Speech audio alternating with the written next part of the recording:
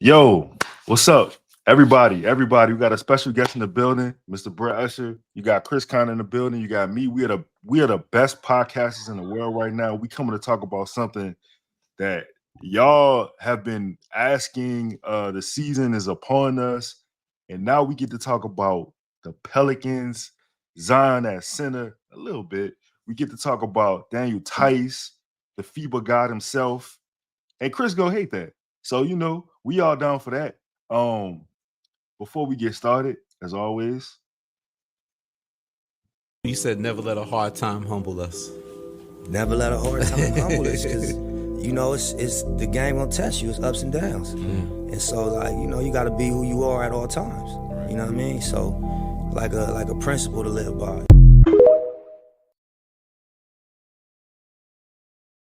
now Brett, before we get started with the basketball talk, Brett, you have a favorite rapper? Oh, Nas for sure. Scott. I mean, that's the GOAT for me. Like that's the GOAT in my Brett, opinion. you speaking holy doctrine right now. You were right. And you were correct. I knew I liked you, man. Nah, that's no question. That's the easy answer for me. Like it's easier for me to answer that than the basketball version of that debate. Right, but he's still nice too. Like he's the GOAT and he's still on a run. Still So, nice. He the blueprint on how to age. Wait, hold on. Let me ask you this follow-up question. It was written or Illmatic? I know it's probably blasphemous for me to say this, at least to a lot of people, but I'm gonna go with it was written on Let's that. go, Brett. Yeah. I'm a big fan. I am is right up there too. I am is underrated, but it was written. I think it would be my number one for Nas for sure. Come on, man. Brett, yeah. I got no further questions. We can just end the podcast. This is good. I was really hoping that you would say that you would say Jay-Z or just I don't know, Waka Flocka Flame. I mean, I was just hoping that you would just say anybody but Nas, so he wouldn't feel the excitement and the joy that he feels right now. His excitement, his joy, anytime he smiles like this, and it's not something in regards to his family, I'm not happy. So welcome. So Brett, speaking of happiness, we have been Pelicans observers, fans, part media contributors, me and Lito, since they moved to the city, right? So anybody that's not from New Orleans that we see give the Pelicans any kind of attention, undeserved, random attention, is an eye opener, and it has to be addressed. So in your profile picture on Twitter, oh, you've noticed. You are wearing a New Orleans 23 jersey that I have to assume, because that's from New Orleans. Is that J.R. Smith? Yeah, that's a New Orleans Hornets, J.R. Smith. Come on. Yeah. Okay. That's why? From the 05 or something. He said, why? I mean, I definitely years ago. I don't remember when I got it. Probably 10 years ago. I went looking for that jersey and found it on eBay. I wanted a J.R. Smith, New Orleans jersey because, I don't know. He was one of the first guys that came into the league where I was I don't know, I guess they would say you have stock in him, on Twitter, but I had a lot of J.R. Smith stock in those days, and you could see the game, he was nice. So yeah, I would say he's a big part of why I still rock with the Pelicans, and also Baron Davis, and you could go back even further than that to the Alonzo Mourning days when I was a really young kid, but I obviously love them too. And then Charlotte moved to New Orleans, and it was the whole thing we all know. But yeah, that it's funny because nobody ever says anything about that profile picture, and the couple times I pointed him out, people are like, "That's crazy," because it's kind of hard to see. But yeah, that's a J.R. Smith. I still have that jersey. I sold off a lot of my collection. I kept that one. That's an authentic. That one's clean. So yeah, that's I'm a big J.R. Smith fan, and that was a fun version of him. It was only a couple of years, but he had the dunk contest performance and a couple of big games, and just who is this dude? I got the luxury of playing basketball with J.R. Smith when he got drafted to New Orleans.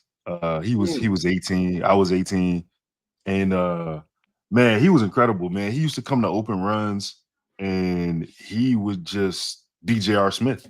Like the thing you got to see in the NBA, even though I know obviously there's lesser talent he's playing against, but it's like it was real. It was real. It was real and it was unguardable and it was no shot he couldn't make. And his athleticism was crazy.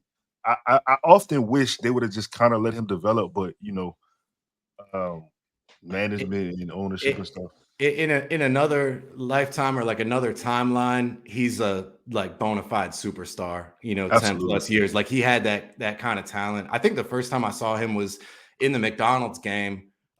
He had kind of a legendary performance in that. It might have been the all-time high for points at the time in one of those games. And just kind of followed him ever since. And he was always one of my favorites. And that's what I always say about him is like, his combination of that like freak athleticism and the strap, like the shooting range, there aren't too many guys like in that conversation. You know what I mean? It's like him and Zach LaVine, and you could talk about like young Ray Allen, but like it's just such a fun conversation, characterization, I guess, of a player. Like as a fan, is like those kind of guys. So there aren't too many of them. Yeah, he had a nice career, but yeah, shout out to JR Swish for sure. Shout out to Swish. Now, Brad, look, I'm not. I hate to give Chris his flowers. I want to say you and Chris were the first people I saw on this Zion Williamson at center train. Like y'all were the pioneers of this. I gotta be honest. Up until like last week, I hated it. I don't know what something happened last week that I was just like, oh yeah, all right, yeah, this could work. Tell me how you arrived there and what made you. I guess what about that interests you?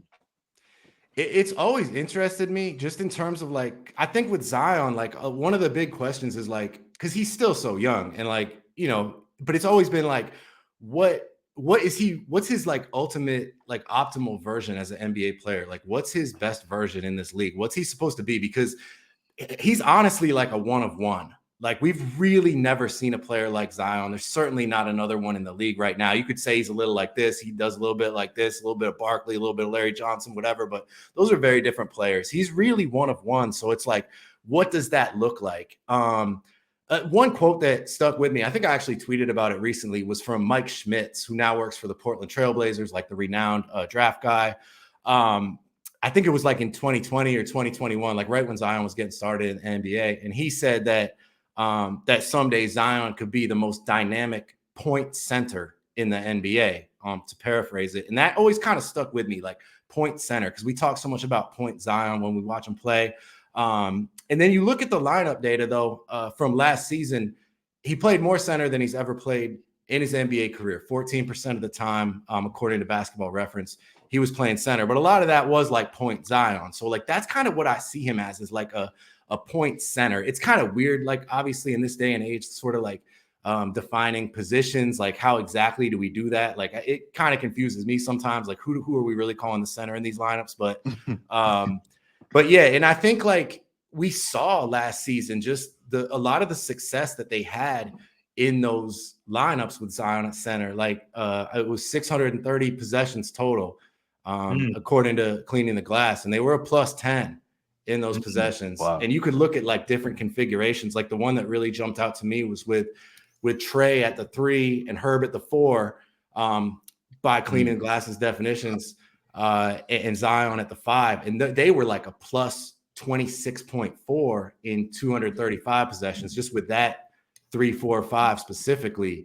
And I guess why it's been on my mind more than ever, and why I've been kind of bringing it up, is just like, look at their roster heading into this season. Like, not only do you lose JV to the Wizards, but you lose Larry Nance as well, another guy who's played quite a bit of center for them the last couple of years. So like, obviously you bring in Tice, like a couple of young guys in there, but like, I just think looking at their depth chart, looking at the roster, like it's inevitable. They could add somebody, certainly. I think they'll probably look to do that like by the deadline. We could talk about that, but like I think it's inevitable that Zion's going to play a lot of center, especially if you look at like he already kind of was last year, and they had a lot of success. Those were some of their best lineups, not just offensively either, but defensively, maybe even more so defensively. And so it's kind of just like the idea was always really intriguing to a lot of people. And then last season, I feel like we kind of got to see what it could look like. And they have the personnel to make those small ball lineups work. Like you've got a lot of length. And Trey Murphy, I think, is probably closer to 6'10 than 6'9. And BI is like a good 6'9. And Herb is 6'8 and long. And then even DeJounte now is a 6'5 point guard. So like you've kind of got this length across the board, like this switchability potential, and a couple of guys that can guard up. So I think they kind of have the pieces to really embrace going small with Zion as kind of like a point center, maybe for lack of a better term. So I just want to say it's not, I don't like necessarily love the thought of like Zion being like it's not simply with me Zion be playing at the 5 and that being like game breaking and something that is going to take this team to another level. Like that's not necessarily, I mean, it could ultimately, but it's more so the path that, like you mentioned, the team chose. Yeah. When you look at the roster, you have to ask, well, what are your options? What are your best options, right?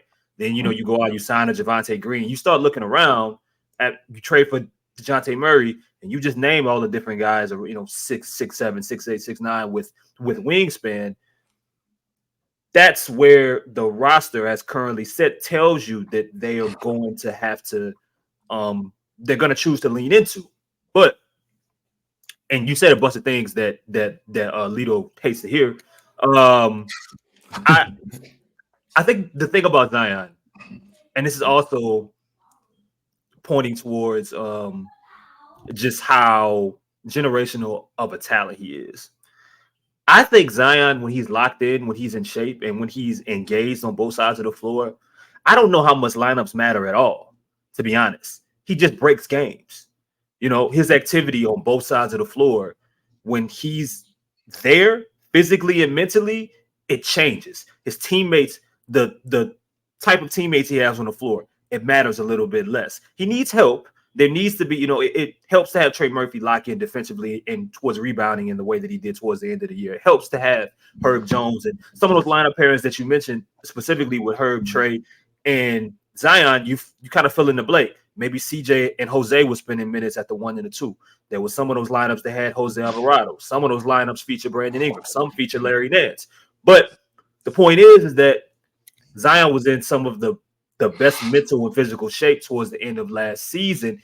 We saw him take what he did the year prior he didn't do it for the 29 games, but there was a stretch right before he got hurt and had the hamstring pull or tear in Philly, where he was kind of like, he was that guy that we saw at the end of last season, but the dude at the end of last season was a little bit better. You start seeing more blocks, more steals, just more overall disruption. And you stop. I mean, at that point, you're not looking at the box score as often to see who's in the game. You're watching him force Ty Lue to run out of options to go to. You watch Golden State in one of those games that they played, try to figure out, are we gonna go big, or are we just gonna just run Draymond into the ground here at the 5 with a small lineup to end the game?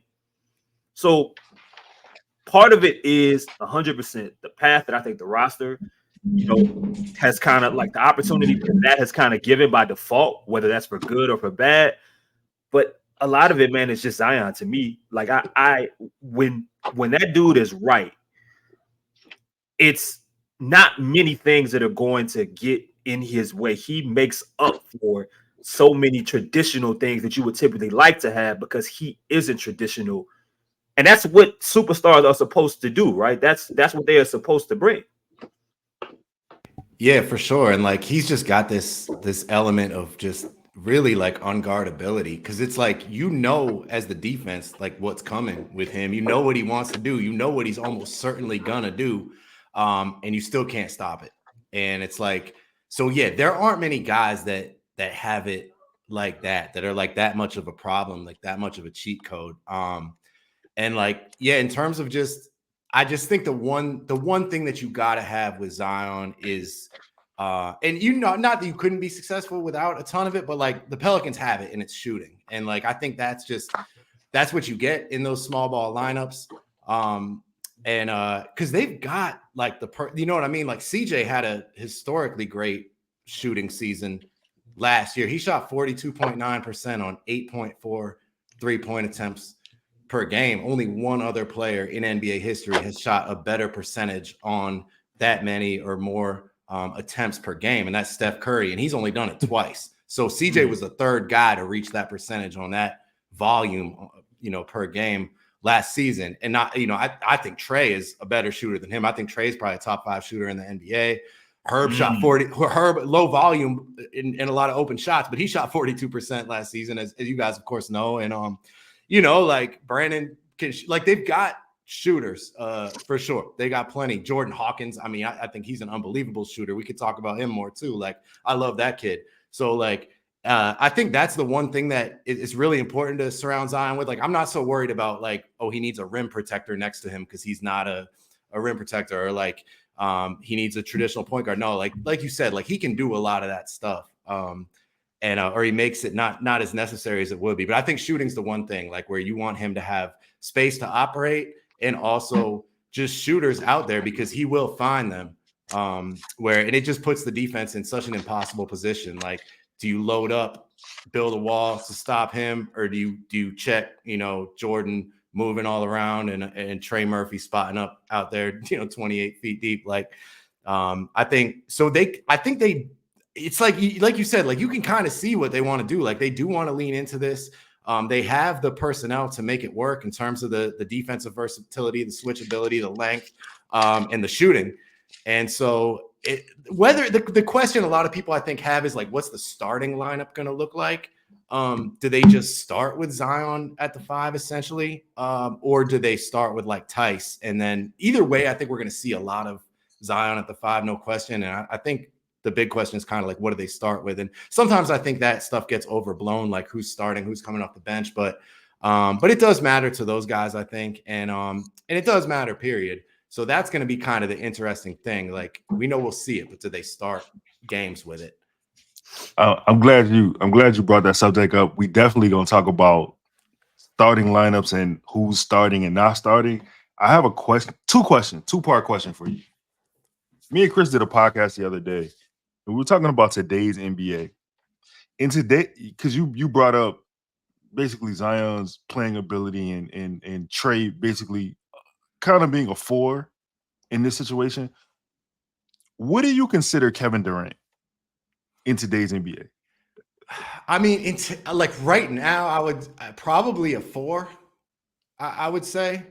I mean, like, if we're doing like all-time rankings, he's probably in the 3 in the small forward conversation. You know what I mean? But like, yeah, in today's NBA right now, like, he feels very much like a 4 to me. Thank you, Brett. I just wanted to prove Chris wrong. Where was we're not doing that. We're not doing that because I said the NBA made him, just like, there's a lot of guys that typically wouldn't be that are playing out of position or playing in different positions because of how the game has changed. So I agree that Kevin Durant is a 4, but he's not. He was a 3 when he was a 3 for the longest, but like, so I don't know how.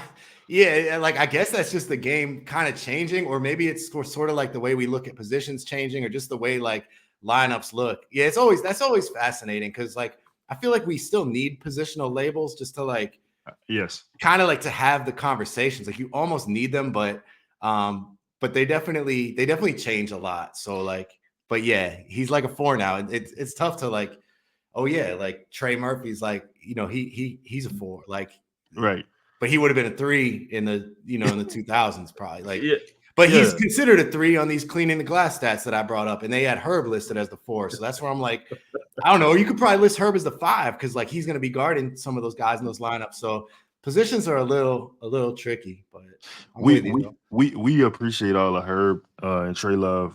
I mean, obviously the NBA is broadening, or fans around the NBA are broadening their scene like Herb and Trey for who they are, who they could be. But it's still kind of weird to see when people or podcasts like even bring up like Trey and Herb.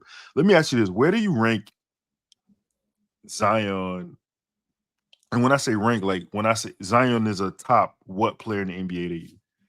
Yeah, I mean, like just 20 period, like easy, like not even debatable. I would probably say 15 right now, like if I was just making a list, and that factors in the lack of availability. Now I think he played 70 games last season, but just in general, like it's still a concern.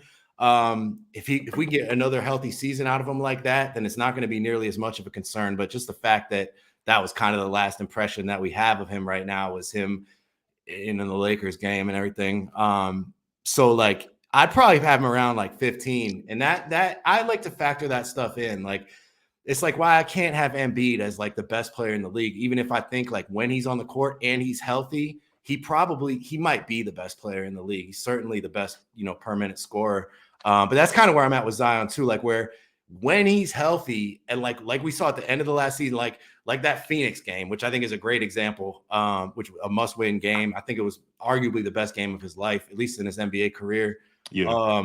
Where he was playing center a lot of that, and he was also playing defense, and we just saw like the impact that can have, like those lineups, like you said initially, like when he's defending like that, it really makes it work. So when that version of him to me is like top 10 for sure, because it's like, yeah, how do you?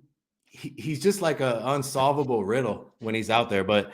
It's just the conditioning issues and the lack of availability in the past. I'd probably have him like 15 if I was ranking the league right now, but like top 10 when he's healthy at his best and available, like easy, like maybe an MVP contender, in a season like that.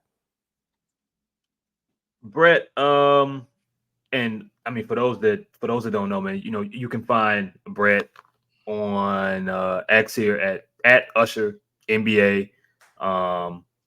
I mean, he even has his email here for those like us that want to get him on the shows, have him be a part of. Maybe you have an article, you want a couple quotes. Brett does a lot of different work, a lot of different advanced numbers, a lot of different observations that he's put together. Anything that you need, videos, Brett kind of has you covered, man. One of the more fun in a league that's.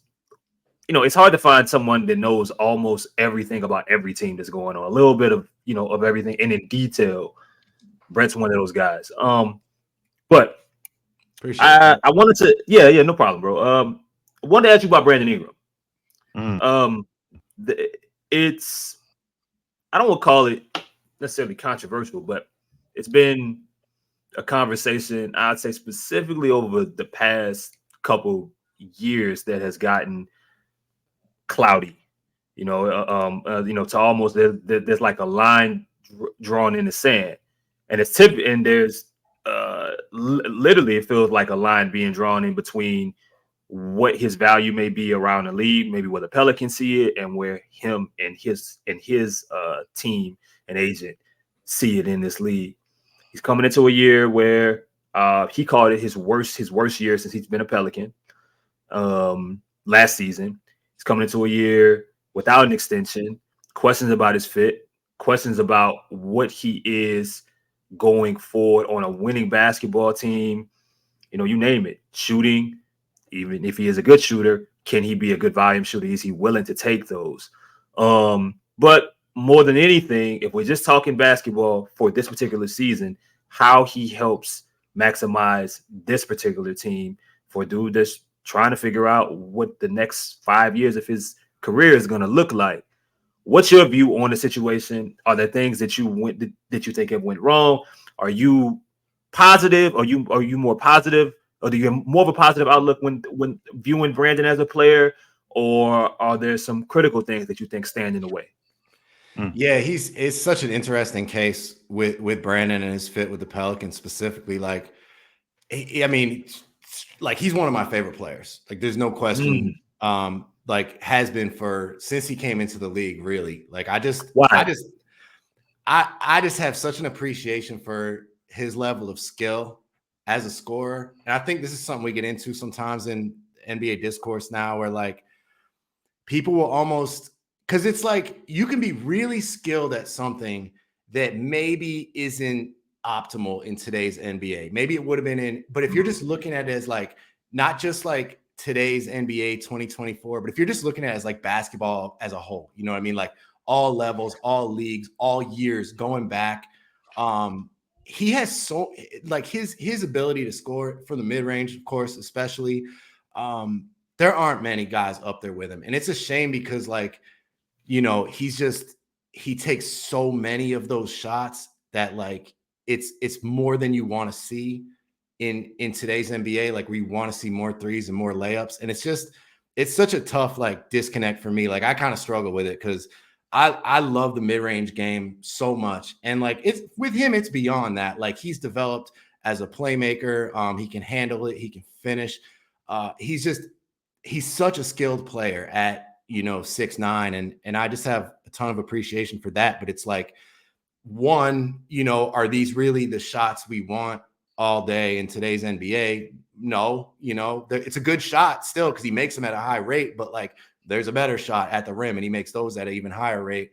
And then the other part is just like his fit with this team, and that's where it's tricky. Like to fit next to Zion with this team, it's like, the obvious thing that everyone talks about is like the 3-point volume. And it's weird because I was looking at this earlier, just kind of preparing for this. Like his first 2 seasons with the Pelicans, he was at like 6.2 attempts per game. And then the past 3 has been like 3.8 or something. So like significant drop off there. And I don't know. And this is where it kind of gets interesting though. It's like, some of those mid-range shots, need to be replaced. Like some of those need to either, I think, be threes or rim attempts. And he's an outstanding finisher. His drive numbers are great. The problem is a lot of them are pull-up jumpers, which are fine, but it's like he might shoot, 50% on those, but he's shooting 72% at the rim, but only 20% of his shots are coming at the rim. So I was just kind of looking at his shot diet over the years, like the weight, like the percentages of like how many of his shots are coming from here, how many are coming from there. And it's pretty interesting. Like he was like, and it's a totally different situation. Like you really can't compare it, but just in terms of the numbers, like his last 2 seasons in LA, he was like, give or take, I don't have the numbers in front of me, but it was like 45% at the rim, 45% mid-range, and then like, I think like 10% from 3. And like, that would almost something along those lines, I think would work too. Sometimes I just think that maybe too much is made of like the lack of 3-point volume, where like maybe if he could replace some of those mid-range shots with rim attempts where you could potentially draw fouls, which he can certainly do. And just he's one of the best finishers in the league in terms of percentage. Like I think he was in the 90th percentile for wings for rim percentage. So it's like if he could even bump that up to like 30% of his shots coming from the rim, I think that would go a long way. And if we're talking about these kind of small ball Pelicans lineups, like he can benefit from that spacing the same way Zion can. It looks a little different, but it's a strength of his as well. But it's like, I hate to like say, we want fewer mid-range shots because I'm just a mid-range junkie. I love that stuff. But it's like, if we're talking about winning games right now and how he can, fit with this team that has this guy, this Zion's just this unstoppable force with crazy gravity going to the rim. And then you have all these other shooters. Like, yeah, I think BI getting to the rim more would be an amazing development for this team and also just for him. But, long live the mid-range. It's always going to be valuable, especially in the playoffs. We saw it in that Phoenix series in 2022 from Brandon. Like, he was killing them from mid-range. Like, it's such a valuable shot in certain situations, but he's just a little heavy-handed with it, I think. And I know that's not like news to anybody, but it's like hard for me to kind of come to grips with. I'm like, all right. Lito, yeah. Is Brett saying that Sean Livingston is his favorite player of all time? He's definitely saying Sean one of them ones for him. Sean was he came right on time. I don't know what he would look like in today's game, but he evolved too after that injury. Like, he wasn't even like that to begin with. Right. But shout out to Sean Livingston though. Say he Shout never out to missed Sean, from the man. mid-range. He never missed one. I saw a tweet from you in August, and I can't confirm this. That it was a Brandon Ingram media appreciation post. Oh, for sure. I remember seeing the tweet. I agree with everything you said about his skill. He could do a little bit of everything. But just as you brought up Sean Livingston, right? In this situation, do you think that he can change and evolve his game into what not only the Pelicans and what the NBA is looking for, because BI wants to get paid, and also with everything that we just said about Brandon and Zion, do you believe that they can play together and maybe win together? I think look, hey, they won 49 games last year, right? Like, they were a really good team. The league is just so tough right now that, like, it's kind of like easy to forget how good they were, but like, I think they were the number 11 offense, the number 7 defense.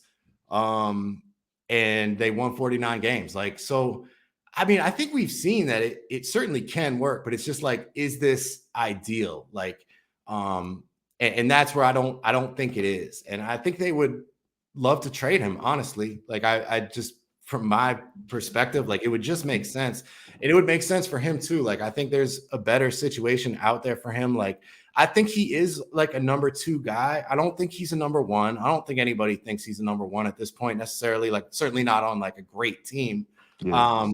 But I think he is could be a great number 2, like, in the right situation. And this might not be the perfect situation. He's been, all in all, he's been pretty great for the Pelicans. Like, I've loved what he's done there, but like, if Zion is really going to stay healthy and be doing his thing, and like, you're going to have to find minutes for Trey, obviously, and Herb is fantastic, and like, you're just kind of deep, and I don't know that like that's at like what BI does is like at the top of your list of like what you need when you have kind of the other stuff that you have. So like, I don't know if they're gonna trade him. I know they would like to. I think they'd rather trade him than just let him walk. Right. Assuming that they don't want to keep him long term, which like it doesn't seem like that like it's a long term thing. Let me. So I mean to cut you off. Let me ask you this: what do you pay him? Like, let's just say Brett. Huh? What do you pay? Let's just say. Yeah. What would Brett pay him? I mean, less than the max. So less than he's looking for. I don't know. It's hard to put like a exact number on it. Just with the way that the cap is kind of changing and everything. I don't know. I mean, if I'm another team out there and I trade for him, maybe I do say, hey, we'll re-up you for the max. If it's a team that really thinks they could use him. But if I'm the Pelicans, like, nah, like I wouldn't just jump into that right now or like before the season. If it was something super reasonable, yeah, sure. But it seems like just the sense I get, right, is that he's looking for that, like $50 million a year, whatever it is. And I just think they're probably too far apart. And I don't even think it's not that he's not that level of player. It's just, again, like the fit and just kind of the changing NBA game. And then of course the CBA and what that looks like now. And so like, it's kind of like unfortunate timing on his part. Like maybe this would have been a no-brainer, a few years ago.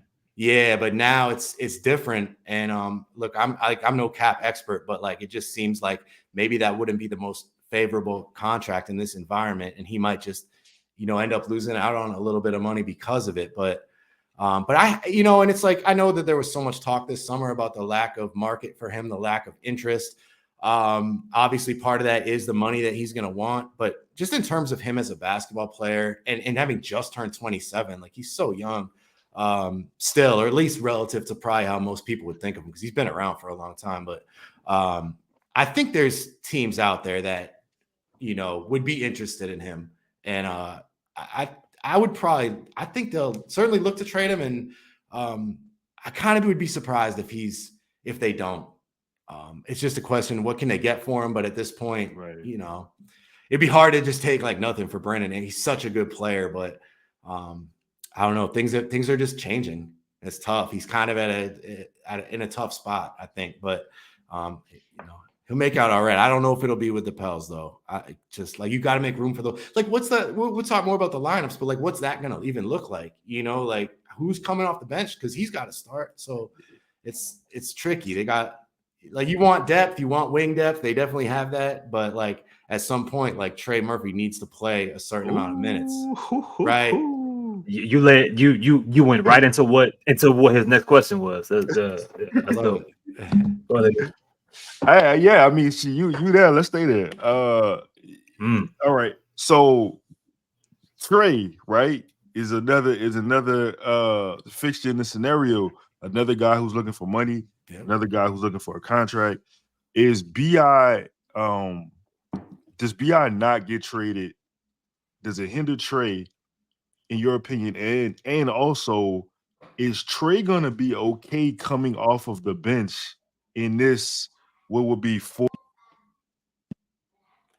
him, when the whole league, kind of rebels about his talent? Yeah, I mean, there's no question he's a starting caliber player, like he has been. In terms of like his just, I don't know how you want to, like Bill Simmons does that trade, like the trade value column. So I guess like in terms of trade value, like he's certainly I think he's more valuable than Brandon, just in that sense of like desirability when you factor in contract, skill set, everything, like for the Pels and for the rest of the league. And like it's hard to imagine a guy like that not starting, right? Going into is this year gonna be year 3 or year 4 for Trey? 4. This will be year 4. Yeah, he was drafted in 21. So yeah, like you would think a guy like that by year 4, again, starting and coming off the bench isn't everything. Like at least one really good player is going to have to come off the bench for the Pelicans, probably a couple. That's just, the kind of like good problem that they have. But yeah, but if you're like, I think the only way he starts is if they go with the Zion at center, complete small ball lineup, Tice off the bench. Then you could put him in there, with Herb, and I would assume CJ would end up kind of slotting in as the 6th man. But the trade thing's tough, and it makes BI like a little more expendable, like, because they play essentially the same position. They're essentially the same size. I think Trey's a little bigger.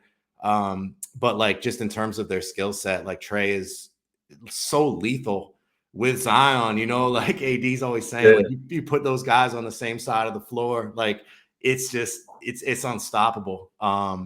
And so just a guy like that makes so much more sense than a guy like BI, even if BI is like, the better player in a vacuum, which I think is fair to say he is. He's an all-star.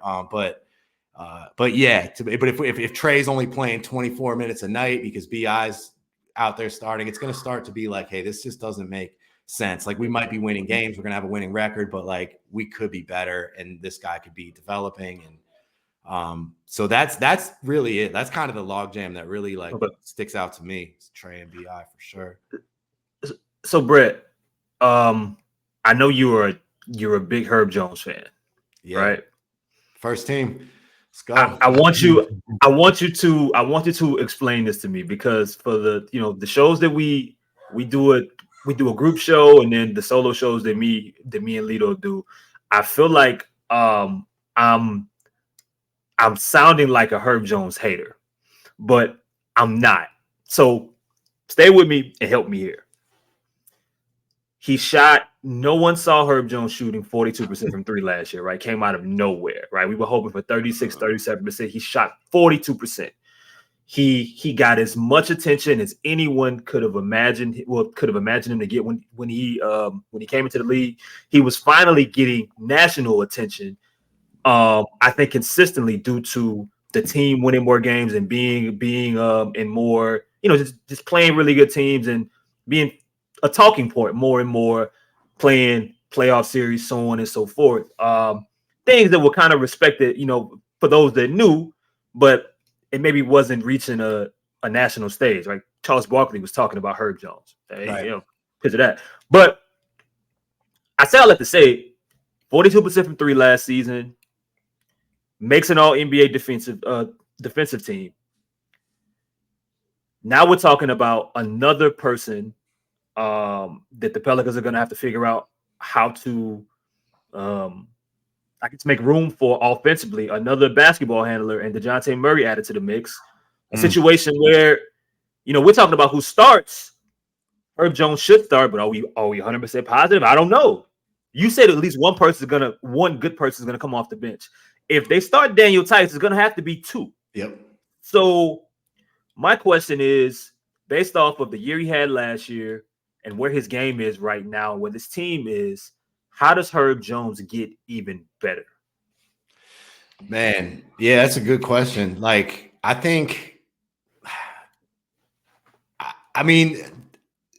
if he could just hover around 40% from three, I don't know. I just feel like asking him to be 40+% on higher volume, that would kind of be the first thing that pops into my head, because I feel like that's what they would like from him, is where 42% is great, but on whatever it was, three to four attempts per game, and most of them were open shots. Like, it's not like he was taking, hang dribble pull-ups. Like, these were a lot of open kind of catch and shoot shots. There's nothing wrong with that, but I would say if he could just do that on more volume, that would be great. Because what he offers offensively in transition is super valuable. He's one of the best transition players in the NBA. That's something I don't think he gets quite enough credit for. People who don't watch the Pels might not notice his impact in transition, but he's fantastic there.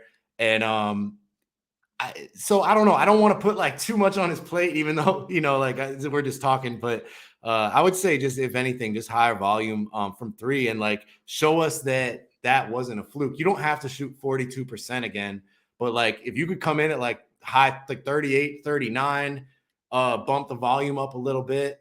That's good, because you don't need him to be doing a whole bunch of stuff on ball. You almost don't want that. You almost would want to discourage that if he was trying, because it's you've got DeJounte, and for now you've got Brandon, and you've got Zion, and you've got CJ. You've got Trey can even do a little bit, as he showed us last season, attacking closeouts. And so you almost don't need that from Herb. So it's just keep hitting those threes, maybe shoot them a little, have a little less hesitation, just let it rip a little bit more than you did last year, and keep that percentage up in the high 30s, and keep playing that level of defense. That's the big thing, and you probably don't want him too taxed on the offensive end for that reason too, because to make any of this stuff work that we're talking about, just to make this team work. The reason that were probably one of the few teams that were top 7 in defense each of the last 2 seasons. They were 6th the year before. He's such a big part of that. And he makes it work. And it's not like JV was some elite, rim protector, some great defensive center, at least the last couple of years. He wasn't. I think more of that is Herb. And I think that's why they could still be a really good defensive team, even with the lack of size. But he makes it work. His ability to guard up, his ability to just wreak havoc defensively, his ability to get out and run and transition, all the strengths of those small lineups, he kind of embodies. So yeah, I think he's super key to everything. I think he absolutely has to start. And yeah, that's where it gets a little tricky. Which it would probably be Trey and CJ coming off the bench if they started Tice, right? So crazy to think about that, but it's a good problem to have in a way. You're one of the deepest teams in the league. Your top 7 is up there, top 8, but then you get into the egos and stuff, and it's not that even Trey is like that, but just the media like would fuel it. Yeah. Like, what is going on? Like, so you almost don't want those questions to be there. But I say go in on small ball. Just see what it looks like. See. All right. So while we at that point, give me your starting lineup. Yeah, I'm going small. I'm going Zion, Trey. Yeah. Zion, Trey, Herb, Brandon, DeJounte, CJ, sixth man of the year, right? He could do it. He would be. He's so overqualified for that position, but he also like his skill set because he could play either guard spot. One of the best shooters in the last decade in the NBA, not just last season. Like he's elite. And just a vet. And I think he might have you guys would know better than me. You're closer to the team and everything, but just like he might actually be the rare, like elite star player that would embrace that role, now in his 30s. Even though he's coming off one of the better seasons of his career. Like, I don't know. There's probably a certain level of humility that you need to go from like starter to bench. Like on paper, it sounds crazy because it's like, oh, he can still play 30 minutes a game, but like, I think for those guys, it does matter. But that would be it. CJ, six-man CJ, small ball, Zion at the 5.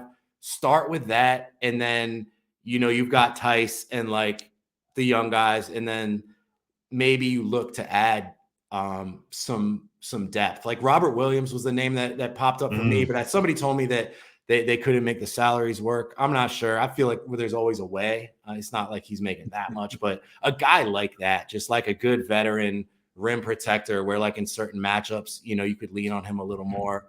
The last thing I want to say about the small ball is like, and this was with OKC last year too, where like people focus so much on the disadvantages of certain lineups. Like with OKC, I swear they were like one of the best teams in the league all year. And I heard so much about like, yeah, but they're not good at rebounding. They need to put another big next to Chet. And it's like, the season goes on and they're the freaking 1 seed. They win a playoff series. So I think it would have been a good series if Zion was healthy. But like, I think it's a little bit of that too with these Zion lineups. Like we could look at the disadvantages and like the teams that could, capitalize on them being small. But like, man, if you think of the advantages that those lineups create, like cool, like bring out your giant center. Like, let's see y'all try to keep up. I think we got to keep the advantages in mind too. And for this particular team, with their personnel and with a guy like Zion, like I think the advantages outweigh the disadvantages. It's not like you're going to run a small lineup, 48 minutes a game, but I'm all for opening with it, closing with it, and running it heavy if it works, but we still haven't seen it on that scale. So there's still some questions for me, but it's like you said, man, it sure seems like that's the way that's what they're looking to do. And it certainly worked last year, and albeit in a relatively small sample size. So you got the question, or you want me to say it?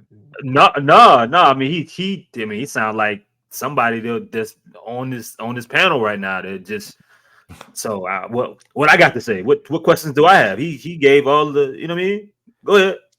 Hey, listen, Brad, as far as the CJ, the 6-man CJ, you preach it to the choir. I feel like that would be a perfect role for him. And with who is on this team and what this team has, it would seem like a flawless transition for him. But I don't know if it's gonna go over well just because of his stature in the league, what he's accomplished. Versus what nobody else in the locker room has accomplished to this point. But let me ask you this: in closing, before we get out of here, can you tell me? All right, let's do a scenario. Give me, will this team have an all-star, right? What will the record be, and do they get out of the first round?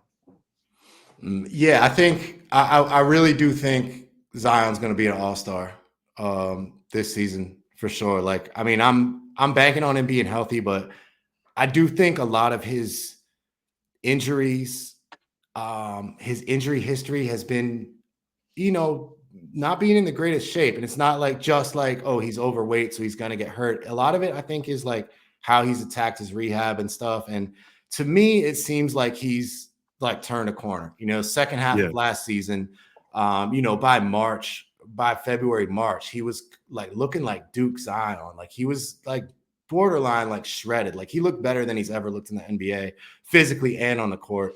And then even now, like seeing kind of recent pictures of him, and he had the injury, in the play-in, and he still looks great. And so, like, I'd like to think that he's kind of turned a corner with his just general conditioning. That's going to keep him on the court.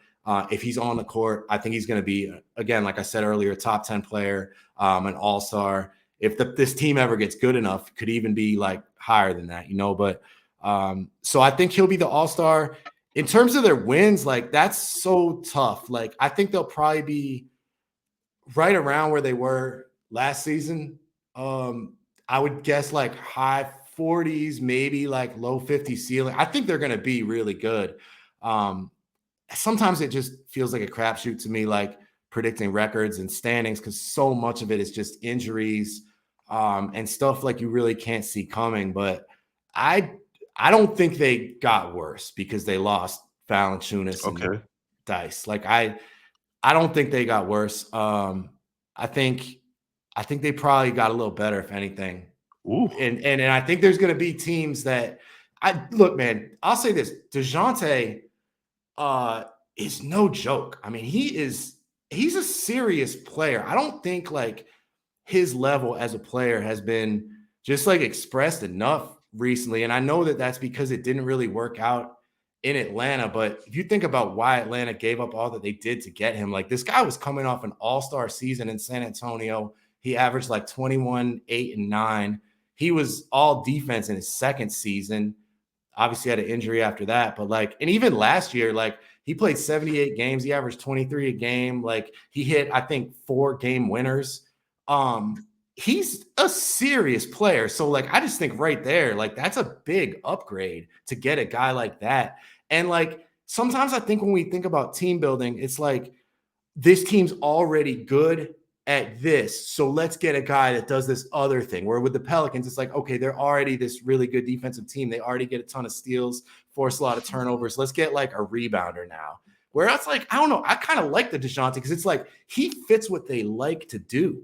Like that's exactly what he does. Like this defensive minded point guard gets a ton of steals. And especially if they're going small, just being able to force turnovers and get out and run. Like, so I'm actually pretty high on that acquisition, probably more than a lot of people. And that's one of the reasons why I would say if anything, they got slightly better. I think, again, they'll probably be in the same range, but I do think some people are kind of sleeping on DeJounte a little bit. Like, and it looked like he's not a bad shooter. Like he's not known for that at all, but he gets them up. Like he shot over 7 a game last season from 3, shot just about, I think 36, 37%, like respectable, not great, but respectable. And if you look at like total threes, I think he was like in the top 20 in the league. Like, so he gets them up.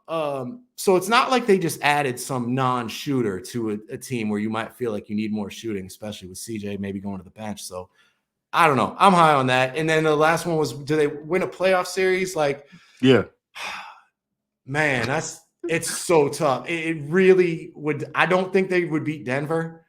Like, so you know what I mean? Like, it does depend on who they match up with, but like, I don't know. I'm gonna lean yes. Like, if they get there, I want to say yes because I'm just banking on a healthy Zion. I'm kind of assuming the best case. If they don't have Zion, then no. Like, we kind of saw what that looked like last year when Zion went down and BI kind of got thrust into a primary role coming off an injury, like, and then had Lou Dort hounding him. It was just tough. But with a healthy Zion in the playoffs, yeah, I think they win a series. I think he's a guy that you might not really be able to find an answer for. Like, nobody really has. Not Minnesota, that's for damn sure. Like, I would like to see that. Look at his numbers against that team. It's crazy. It's like 35 a game. I think it's 35 a game the last 2-3 seasons against the Wolves. Like, he's been hurt a couple games, but when he when he sees Gobert in them, like his eyes light up. Yeah. I'd like to see that series. That's a good matchup for him. Yeah, man. Hopefully, basketball God's willing, we get that matchup. Zion hates Rudy Gobert. I don't know him. Why. He goes at him. Like a lot of guys go at Gobert, but when Zion does it, obviously, like it just hits different. Because like when he really plays physical, it gets into his, because that's how, you're going up against a rim protector like Rudy. That's what you want to do, is get into his chest. Don't give him space to come over and block you. Like, and Zion's better at that than anybody. And then with his touch, being able to loft it up off the glass, like that would be a fun one. So yeah, basketball gods, come through on that and come through on keeping Zion healthy all season. So like I have to say, like I'm very optimistic about this team, but that is under the assumption that he'll be healthy. And maybe that's a wild assumption. Like, if somebody wants to say that, that's fair. But I liked what I saw last season, and I definitely have faith in him staying on the court. It won't be for lack of like conditioning, in my opinion. It would just be a big thing.